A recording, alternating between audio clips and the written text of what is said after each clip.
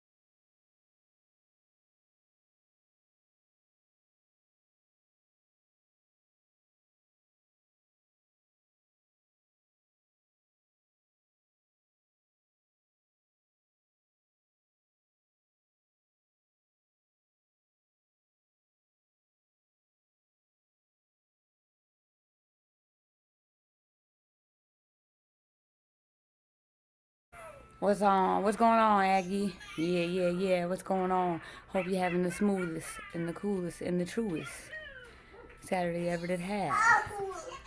So I wanted to bring this story to y'all. I'm gonna read my copyright disclaimer real quick. Copyright under 107 of the Copyright Act, 1976. Allowance is made for fair use for purpose such as criticism, comment, news reporting, teaching, and scholarship and research. So yeah, we're gonna listen to this story. This didn't happen in the 313, but we will be adding another scratch to the 313.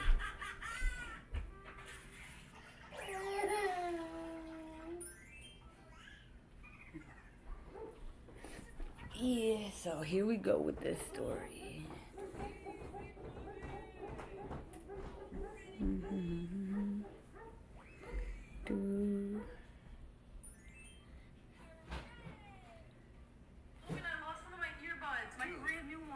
I just got you this thing. It has earbud tracking though. What? What do you mean? I hope you have a blessed day too. And everybody, replay gang, don't forget to hit that like button, thumbs up button for your girl, share, subscribe if you haven't. Dude, convinced herself that he was still alive. I want to now talk about Nicole Boyer. This was, let me pull up a picture of her. This is a horrific case. I do want to warn you if we will discuss some pretty awful allegations of child abuse of a child who died, and I just want to, make it known to you that that's what we're going to talk about right now. This is, let me get this picture. This is Nicole Boyer. This is a Montana mother who is now in prison. She appeared in court last, I believe, Thursday or Friday. Let me make this full.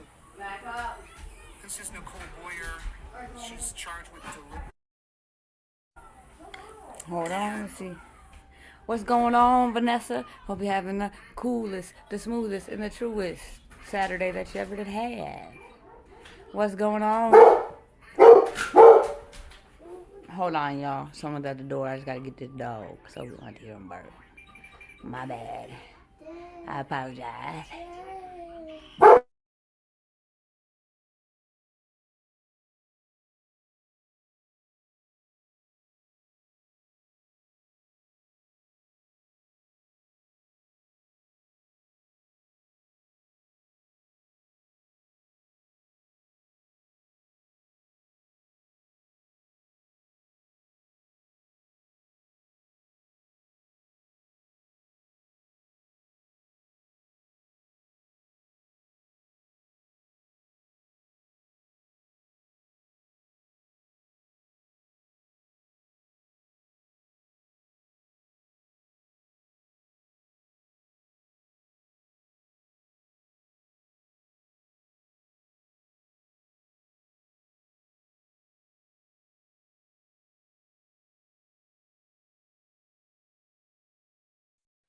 Alright, sorry about that, y'all. Here you go. Through the documents with you. I did post these on my Facebook page. Not the documents. I did not post the documents. This is the first time we're going to go through the documents.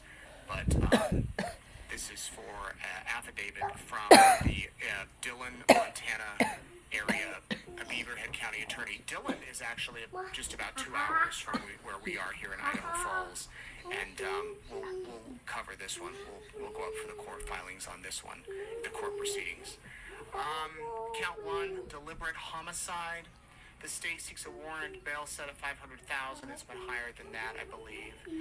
Let me just go down here to, on October 16th, 2025, Nicole Boyer called dispatch at the Beaverhead County Sheriff's Office to report that her son, S.B., born in 2022, so 3, had been sick for months and was now deceased. Under Sheriff Haggard responded to 312 Main Street in Lima, Montana, where Boyer and her son were located.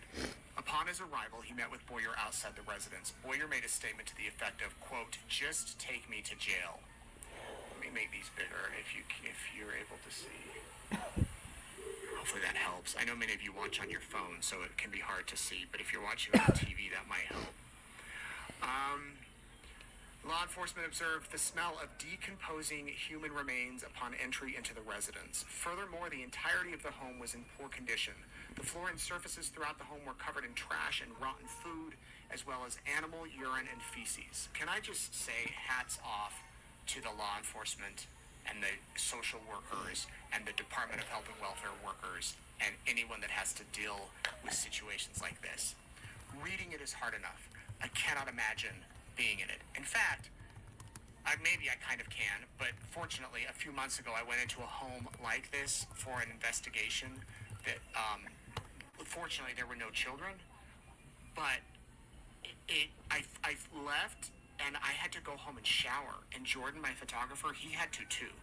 We just felt so disgusted, and we went in hazmat gear and boots. Like, I wanted to throw away my shoes. So anyway, God bless you.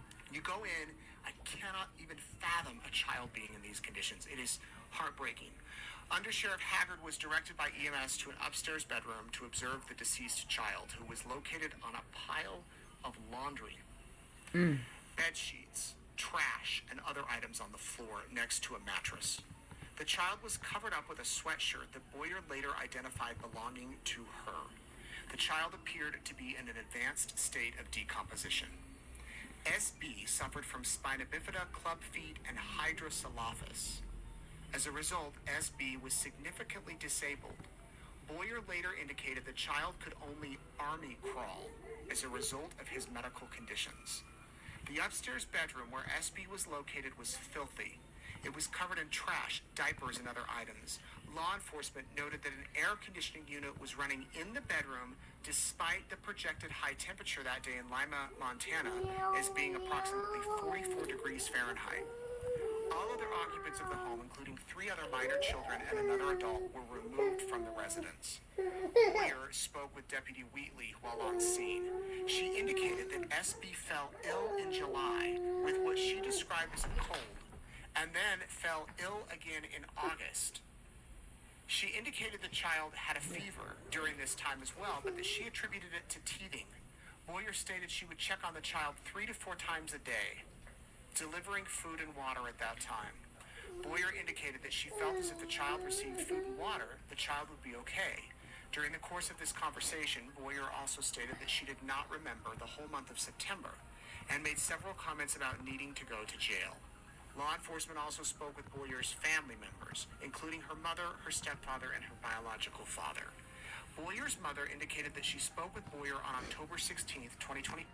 What's going on, Tanya? Hope you're having the smoothest, the coolest, and the truest Saturday that you could ever have. Thanks for pulling up on your girl. Thank you for pulling up on your girl. Don't forget to hit that thumbs up button for your girl, everybody. Like, share, live, subscribe if you haven't yet. It's free 99. Yeah, I hope everybody's having a real smooth one. I'm being real smooth with it, real cool with it. You know. Let's see. Yeah. Thank you for pulling up again, Tanya.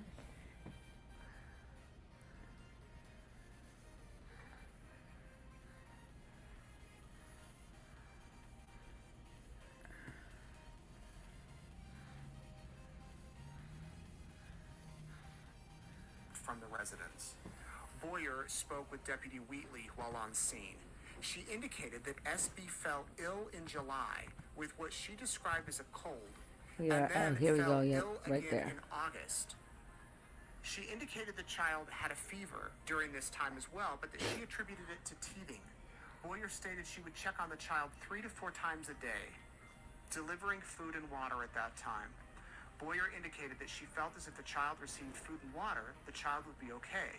During the course of this Oh, hold on. conversation, Let me Boyer address something real also quick. stated that she did not remember Hold the on. month of Hold on. September. Hold on. Let me And pause made this. several comments about needing to go I'm to gonna jail. say this. I don't want anyone's name mentioned, especially CC's, respectfully, on my platform. You know, today's a new day. Again, I'm not living in the past. So again, please do not mention any CC on my platform, respectfully. It's just, I please do not. And again, if you do, I'm gonna just have to, have to block you, at this point, again. So respectfully, please do not mention any CC name on my platform. And, you will not hear me mentioning any of theirs. Respectfully. Thank you. Please and thank you. And let's move it on. Let's go. Listening to, okay, I hope your grandson gets better, Tanya. I hope he gets better. Law enforcement also spoke with Boyer's family members, including her mother, her stepfather, and her biological father. Boyer's mother indicated that she spoke with Boyer on October 16th, 2025, for the better part of an hour before Boyer called 911.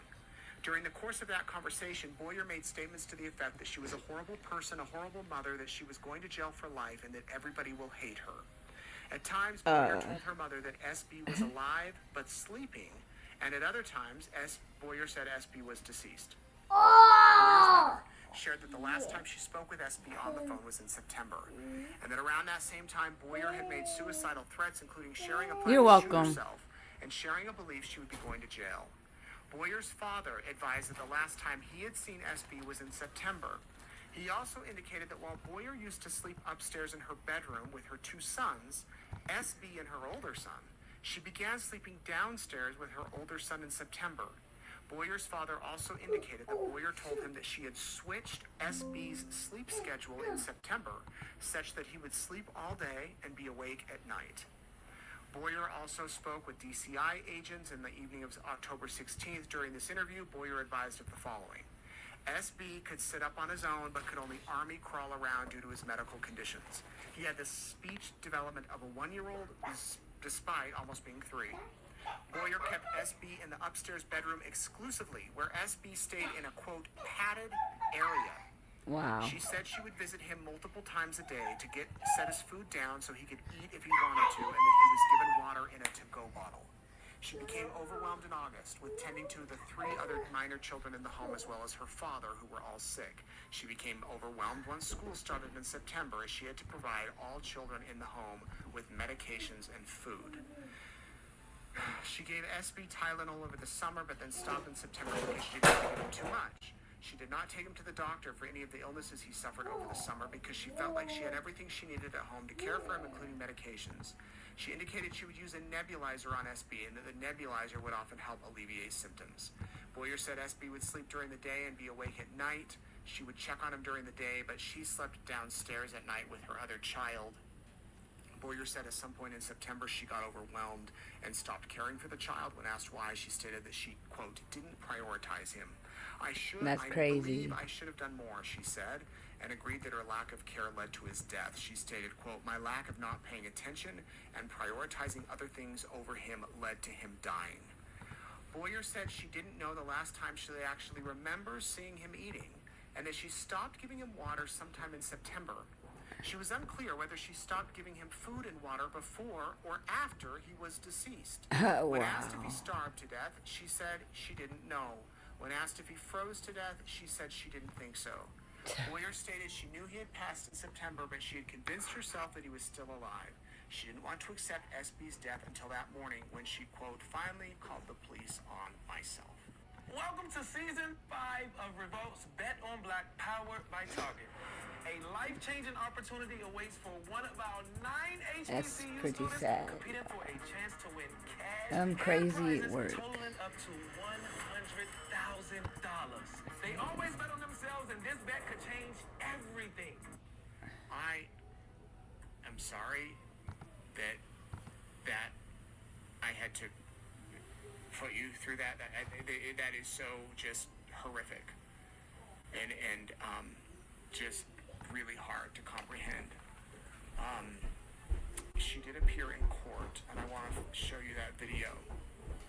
She pleaded not guilty, and here is a piece that was from about a week ago.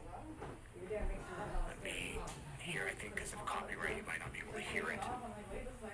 But this is from NBC Montana. You can see she's here. Oh, looks like that's court video. Let me just exit out there one moment. I know one of the news outlets was in the courtroom. All right, I got They another. had video. That was in Montana. That mom's crazy. You know, I hope she never sees the light of day again. That's my opinion. And now I want to show y'all this story. Give me 1 second while I bring it up to you.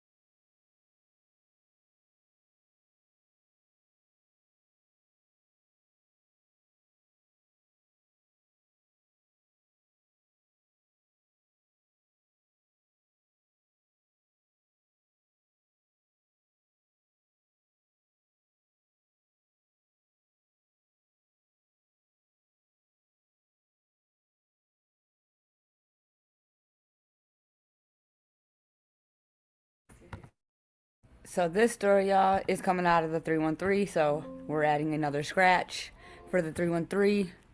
That's 2 days in a row. We are at. Here you go. Here you go, buddy. So we're at 2 days in a row. Last time it was a 7-day streak of unalivings in the 313. You know, Detroit, we gotta do better, man. This is a very, very sad case too, involving another mother and her shorty. I don't know what it is with these mothers and the shorties, but it's an epidemic at this point. In my opinion, most definitely an epidemic. Here we go. Uplift Americans on Medicare. His first Divine Act gives Medicare Americans a major new spending card with a massive benefit. Remember the stimulus? A mother charged with the murder of her daughter. It's a case that has shocked the community, and tonight we're hearing from the little girl's family. 37-year-old Vanjie Renee Averhart is accused of killing her 14-year-old daughter, Kylie, who had special needs and was nonverbal. Kylie was found dead back in July from severe blunt force trauma to the back of her head. Her mother had claimed she died from choking, but after months of investigation, Averhart is now charged with murder. Erica Erickson joins us after talking with Kylie's great uncle. Well, Kylie's family says it's been hard enough losing her, but waiting for these charges has been agonizing, and they still want to know what really happened to her. She's just rotten. I mean, it's her own flesh and blood. 4 months after the brutal death of 14-year-old Kylie Clark of Detroit, her mother, 37-year-old Vanjie Averhart of Ferndale, charged with murder and child abuse. Kylie's family telling Local 4 they're desperate to find out what really happened to the special needs teen back on July 7th. Kylie's mother lied right from the get-go, about pretty much everything. Kylie's great-uncle, Jeffrey Clark, says the teen, who was autistic and suffered from a genetic disorder, was nonverbal but always smiling. She was just a happy little girl there. She loved simple things. This summer, Jeffrey says Kylie's father had been trying to seek custody of Kylie. This happened right after he informed her that. And supposedly she said, "You can have her, I don't want her." So what happened? Well, Kylie's family says her mother reportedly told police Kylie died by choking on a sandwich. Then She changed it to a banana, and then she blamed it on her boyfriend. I mean, we don't even know if this really happened in Detroit, because she lives in Ferndale. Kylie's family learning the teen had been living in a locked room, and the injuries to the back of her head so severe, as though she'd been in a bad car accident. Little Kylie, who was only about 60 pounds, dying of blunt force trauma. It's hard to fathom. So I don't know if that's some kind of vindictive thing on her part, or if she's just pure evil. Right now, Kylie's mother, Vanjie Averhart, faces up to life in prison. Her next court date is November 26th. I'm Erica Erickson, Local 4. This is west of Woodward, Yeah, west of Woodward. so another scratch. That's out of Wayne County. Another diabolical mother. Crazy work. And I got another story about to come to y'all. Hold on 1 second.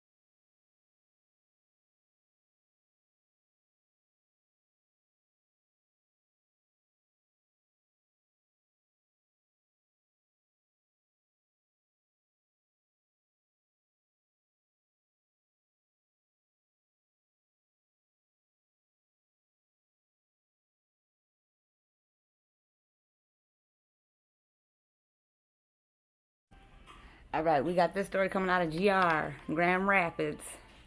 This young little grasshopper looking at life for what he did.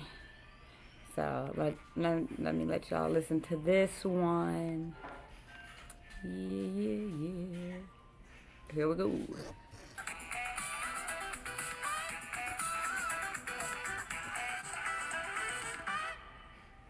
At Bell Tire, we're out to change the entire tire business. We actually take care of our customers. That's what makes us. Police officers.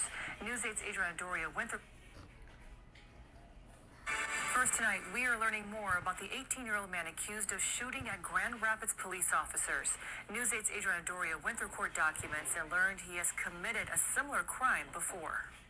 18-year-old Yasir Lagrone is charged with 7 felonies and is facing life in prison if convicted, after he is accused of shooting at least 4 shots at Grand Rapids police officers before they fired back. News 8 dug into Lagrone's court records, and we are learning that after being given a second chance, he's now back behind bars.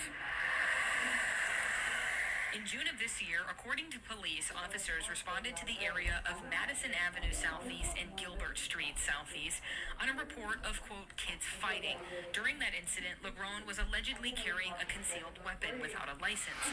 Police say he took off when officers tried to arrest him and ditched the gun into a construction zone. Police say he was later arrested. It's a felony punishable to up to 5 years in jail. After a few months behind bars, Lagrone was given a chance. In October, he agreed to plead guilty to the weapons charge on the condition he would complete a grace program. With that, he was let out on a personal recognizance bond and would be sentenced in April after he completed the program. As part of that program, Lagrone had to comply with a variety of things, including not committing any crimes, giving up his driver's license, and not possessing a firearm. If he successfully completed the program, he would be sentenced under the Holmes Youthful Trainee Act, which, according to Michigan law, would mean his case would be dismissed and sealed. People have the state of Michigan versus Yasir Lagrone. But just over a month after he started the program, now he's back behind bars. On Tuesday, Lagrone, known to Grand Rapids police officers, and they say a suspect in a weapons theft, was approached by officers when he was walking in the neighborhood near Adams and Blaine on the southeast side. Instead of talking to officers, police body camera footage shows Lagrone starting to walk away, turning around, and begins firing at officers before running away into an alley. The officers then fired back. Police say Lagrone ditched his weapon that was later found covered in weeds, and he was caught and arrested shortly after.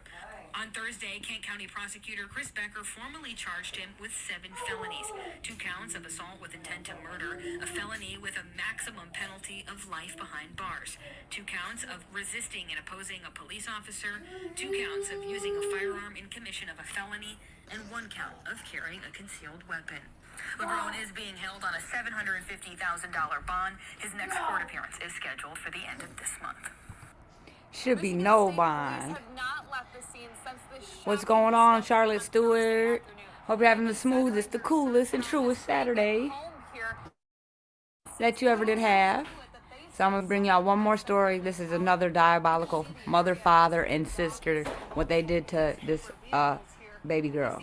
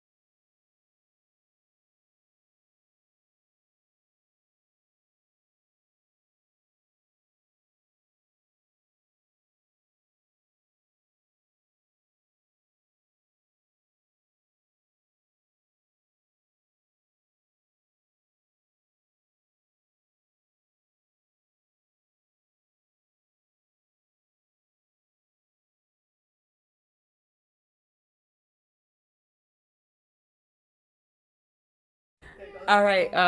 There's this story is in Michigan too. A 14-year-old girl weighing just 35 pounds. That's what emergency crews found when they were called to this Wisconsin home.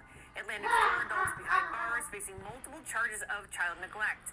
I'm Emily Matesic with Fox 11 News. Outagamie County officials are saying this is one of the worst cases of child abuse they've ever seen. I'm going to take an in-depth look at what prosecutors say the girl went through in that house.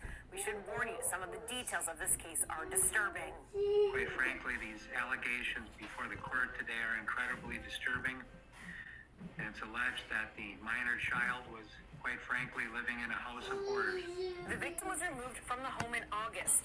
In addition to being severely malnourished, the girl suffered from multi-organ dysfunction, including respiratory failure, cardiac dysfunction, severe acute hepatitis, and pancreatitis.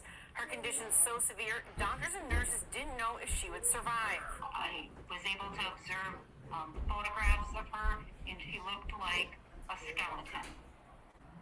She was just literally skin and bones at 35 pounds. These are the suspects, all arrested in November. Walter Goodman, who is the victim's biological father, his wife Melissa Goodman, along with her adult daughter Savannah Lefevre, and Lefevre's partner Kayla Stemler. They're all charged with multiple counts of chronic child neglect, both physical and emotional. The criminal complaint says the victim went to live with her father in 2020 after he said the girl's biological mother went to jail. It was shortly after arriving at her father's home that the victim made her last trip to the doctor. At the time, she was attending school virtually because of COVID. And while the complaint said she was enrolled virtually again for the 2020-2021 school year, the following year she was reportedly being homeschooled. She was neglected for a number of years. She has not gone to the doctor since September of 2020. She has not been in school since COVID. Walter Goodman told authorities his daughter was autistic and she didn't eat or sleep. He said that they did offer her several meals a day, but because she didn't eat or she didn't sleep, she burned extra calories, and that's why she wasn't gaining any weight. Now, text messages between the adults in the house tell a different story. Kayla Stemler texted Melissa Goodman writing, "Just so you know, MJG, who is the victim, was taking more than one bite at a time, and when Savannah confronted her, she continued to argue with her, so I used the belt." Melissa Goodman responded, "That's fine." Another text message exchange in the criminal complaint illustrates the disdain the adults had for the victim. As Kayla Stemler was caring for the victim, she writes, "I've only had her since Saturday, and I'm so mad to the bone. I don't know how in the world you do it."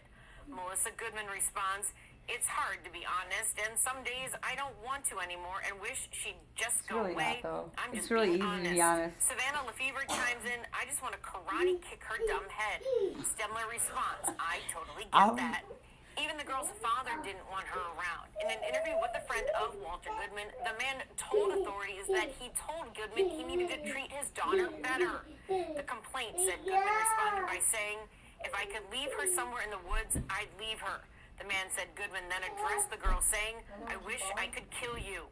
The complaint also says the girl spent the majority of time locked in her room. Walter Goodman telling authorities he would watch and communicate with the girl through a webcam he had set up in that room. He claimed she would self-harm. This is the most egregious case of child neglect I think I have ever personally seen in my nearly 25-year career. What's going on, Charlotte? Hope you're having the smoothest, the coolest, and truest Saturday that you ever did have. What's going on? What's going on with you? Thanks for pulling up on you, girl. The case was only discovered after Walter Goodman called 911 in August to report the girl was very weak and lethargic. The first officer to arrive at the home said he believed the child, because of her size, was only about 6 or 7 years old. She was immediately hospitalized in Green Bay before being transferred to Children's Wisconsin near Milwaukee. A nurse caring for the girl, upon explaining to the victim she would get 3 meals a day, noted the girl's eyes lit up as she started listing off all the options of food she could have over the course of her hospitalization. She then told the nurse her dad would be so mad because he didn't like when she eats so much. She has now since been released from the hospital and is gaining weight and is doing better. The charges Walter and Melissa Goodman, along with Savannah Lefevre and Kayla Stemler, are facing carry more than 80 years in prison. The 4 remain in the Outagamie County Jail as bail was set between $100,000 and $150,000 cash for all of them. All in court later this month for preliminary hearings. You can read the criminal complaints filed in this case at the link below in the description. Yeah, again, these parents these days, y'all, what's going on? Miss Charlotte said, I'm enjoying my Saturday. I have one grandchild over and my oldest granddaughter. That's awesome. I hope you guys are having lots of fun. I'm chilling with my son, you know. Me too. It's all about the babies. We love the babies. Justice for these babies, y'all. You know, justice for Naziah Harris. Justice for Zamar King III. Justice for this baby girl right here. Justice for little Kristen we just heard about. Her mother in Wayne County. These parents, man. Justice for the babies. Please, we need justice for the babies. Again, this is not normal. It should not be an everyday thing or an every other day thing, in my opinion.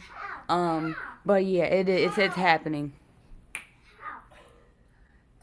So yeah, I hope you guys have the smoothest and the coolest and 100% real, truest Saturday that you ever did have.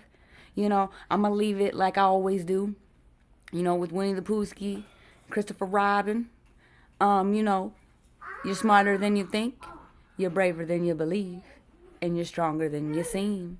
What up, Dr. J? Thanks for pulling up. You're gonna have to catch the replay. I'm just now ending. I'll just bring in a couple topics. Trending. We added another scratch for the 313.